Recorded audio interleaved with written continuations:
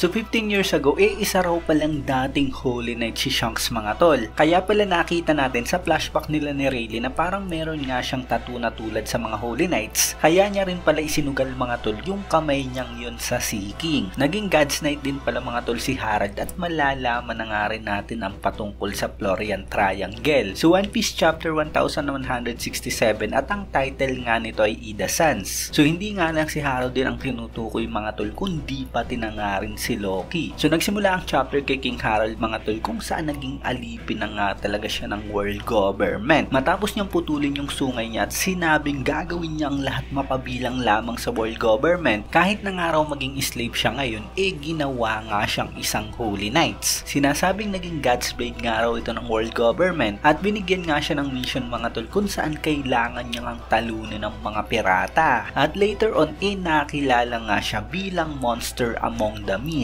At alam natin mga tol na ang halimaw nga na tinutukoy na yun walang iba kundi ang sinasabing Florian Triangle. So matinding revelation nga to mga tol dahil napakatagal na ng misteryo sa kwento ang Florian Triangle kung saan talagang maraming araw mga pirata ang nawawala sa lugar na yan. At it turns out mga tol na si King Harald nga ito kung saan nabigyan nga siya ng kapangyarihan ni Im-sama. At dahil sa nangako nga siya na maging slave talagang gagawin niya nga lahat. At dahil sa rason na yan mga tol parang tama lang yung ginawang pagpatay sa kanya ni Loki. So nalaman din natin na yung world government seal o tattoo merong 3 ranks. At ang pinaka-lowest sa rango na yan ang God's Blade o ang God's Knight na kagaya nga ni Gunku. So ang unang rank mga tol tinatawag na Shallow. Ang pangalawang rank naman tinatawag na Deep. At ang pinakamataas nga ang Abyssal. So maaaring yun na nga mismo mga tol ang kanang kamay ni Im-sama. Anyway, 15 years ago sinasabing naging isang Holy Knight si Shanks. So alam natin na matapos nga mandisman ng Roger Pirates mukhang umuwi nga si Shanks sa Holy Land. At siguradong yun na nga yung time na naging isa nga siya sa mga Holy Knights. So galing sa Wars Gen to sinasabing napakabilis nga raw tumaas ng ranggo ni Shanks. At dahil nga yun sa skill at talento niya na pareho nga raw kay Shamrock. So given na nga yun mga tol dahil sa magkambal nga sila at siguradong hindi nga talaga sila nagkakalayo. Pero ayun, at that time mga tol si Shanks nga kumukuha ng mga impormasyon patungkol sa world government at sa Marijua. At sa parehong taon na yun 15 years ago sinasabing si Shanks ang nagpalaya kay Fisher Tiger. Later on namit niya nga rin si Harald at nung time nga na yun merong eye patch ang kaliwang mata ni Shanks. So grabe itong mga tol, hindi ko lang sure kung eto na ba talagang si Shanks ang tinutukoy ni Oda na One Eye Pirate na merong eye patch. Dahil kung siya na nga talaga yun mga tol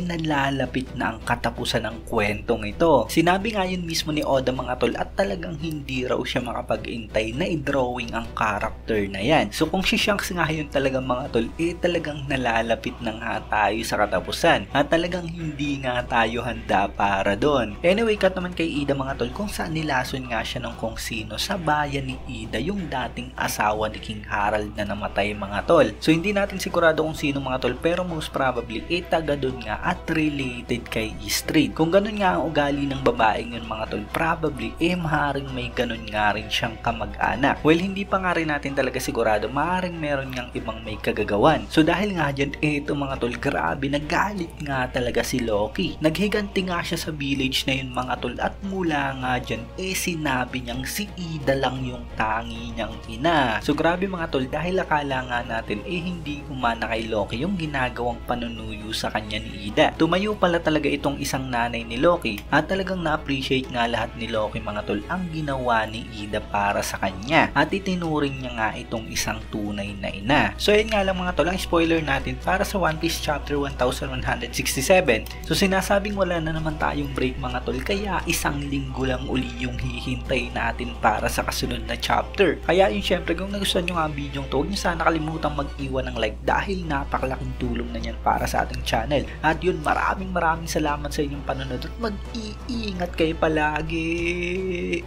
Bagang!